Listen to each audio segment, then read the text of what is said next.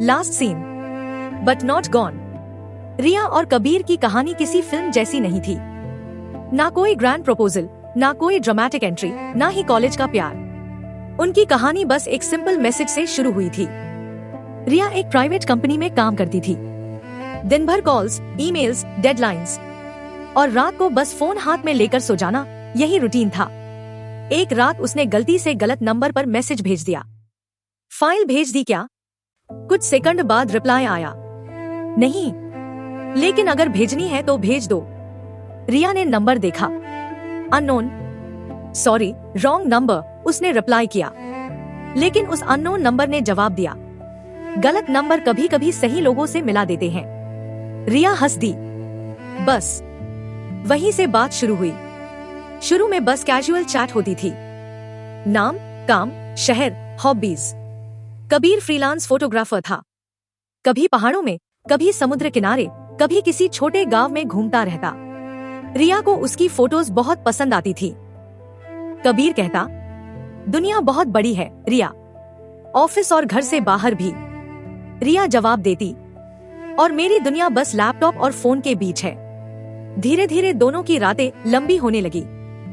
Good morning message, lunch break jokes, late night calls. अब दोनों की आदत बन चुके थे। उन्होंने एक दूसरे को वीडियो कॉल पर कभी नहीं देखा। कबीर हमेशा कहता, जब मिलेंगे तब पहली बार देखेंगे।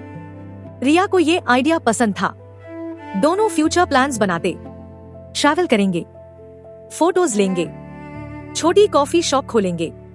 रिया के दिन अब आसान लगने लगे थे। एक दिन कबीर ने मैसेज किया, कल थोड़ा बिजी रहूंगा, रिमोट एरिया जा रहा हूँ शूट के लिए। रिया ने कैजुअली रिप्लाई किया, ठीक है, सेफ रहना।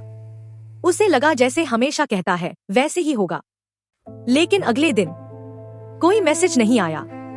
रिया ने सोचा बिजी होगा। फिर रात हो गई, स्टिल नो मैसेज। रिया ने व्हाट्सएप खोला। कबीर का लास्ट सीन, येस्टरडे, रात के 11:48। उसने मैसेज भेजा, रीच्ड सेफली। कोई रिप्लाई नहीं। एक दिन, 2 दिन, 3 दिन, कबीर ऑनलाइन नहीं आया। रिया के अंदर बेचैनी बढ़ने लगी। उसने कॉल किया, नंबर अनरीचेबल। इंस्टाग्राम पर मैसेज किया, सीन भी नहीं हुआ। रिया ने खुद को समझाया, नेटवर्क इशू होगा, लेकिन दिल मान नहीं रहा था। उसे महसूस हो रहा था जैसे कुछ गलत हुआ है। रात को जब वो सोने जाती, फोन उठाती, लेकिन अब गुड नाइट मैसेज नहीं आता। सुबह उठती, गुड मॉर्निंग मैसेज नहीं। किसी से झगड़ा हो जाता तो उसे कबीर से बात करने की आदत थी, अब वो भी नहीं था। एक रात वो पुराने चैट्स पढ़ रही थी, उनकी सिली फाइट्स, उनके जोक्स, उनके ड्रीम्स। तभी उसे एक मैसेज दिखा, स्केड्यूल्ड मैसेज, तारीख फ्यूचर की थी। उसने खोला, अगर कभी अचानक गायब हो जाऊं तो समझ लेना मैं कहीं गया नहीं, बस तुम्हारी यादों में शिफ्ट हो गया हूं। रिया के हाथ कांप गए, आंखें भर आईं। क्या उसे पहले से कुछ पता था? अगले दिन रिया ने इंटरनेट पर न्यूज सर्च की। उस एरिया में एक्सीडेंट हुआ था। एक फोटोग्राफर मिसिंग था। नाम, कबीर मल्होत्रा। रिया की सांस रुक गई। उसने आर्टिकल पढ़ा। कुछ लोग बचे थे, कुछ मिसिंग, कुछ बॉडीज मिली थी, कुछ नहीं मिली। रिया कई दिनों तक ठीक से सो नहीं पाई। काम पर ध्यान नहीं रहा। फोन देखते ही आंसू आ जाते। उसे महसूस होता था जैसे उसकी जिंदगी से कोई हिस्सा गायब हो गया। एक रात करीब 2 बजे उसका फोन वाइब्रेट हुआ। अननोन नंबर, मैसेज, तुम अभी भी लेट नाइट जागती हो? रिया जम गई।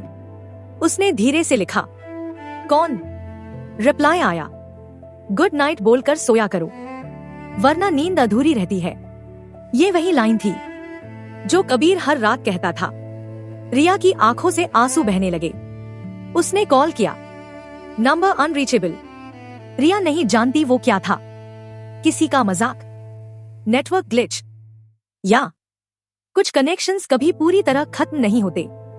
समय के साथ रिया ने खुद को संभाल लिया, काम पर ध्यान दिया, ट्रैवल करना शुरू किया। कभी कभी वही जगह गई जहां कबीर गया था।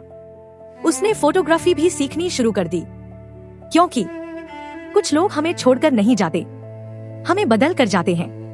आज भी जब वो लेट नाइट ऑनलाइन होती है, कभी कभी उसे लगता है जैसे कोई उसे देख रहा हो, और कभी कभी फोन वाइब्रेट भी करता है, लेकिन अब वो डरती नहीं, बस मुस्कुरा देती है और धीरे से कहती है, गुड नाइट कबीर।